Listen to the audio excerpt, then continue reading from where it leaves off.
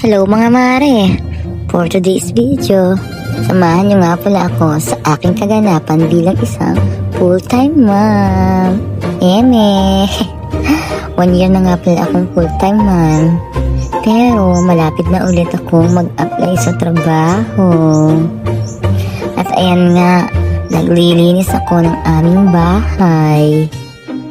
Pagkatapos kong kumain nga pala dyan ay nag-imis na agad ako at yung baby ko ay nakahabilin sa aking ina. Diyan nga ay nakakita ako ng lamok at aking pinatay. Kawawang lamok na patay. So ayan nga at bilis-bilis nga ako at baka umiyak na ang aking baby. Gawalis na agad ako.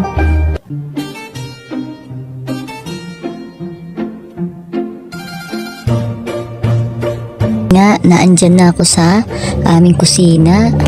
Bilis-bilis akong maglinis kasi alam niyo na pag may baby kailangan bilis-bilis at kapag umiyak na hindi na tayo matatapos ng gawain.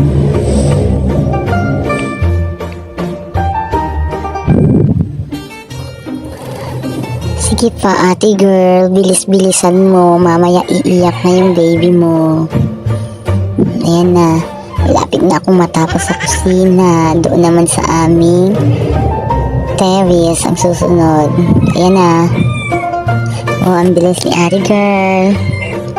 Mamaya iiyak na yung baby ko. Ayan na ang final look ng aking nilinis. O, diba? Ang sarap sa pakiramdam kapag malinis na ang bahay.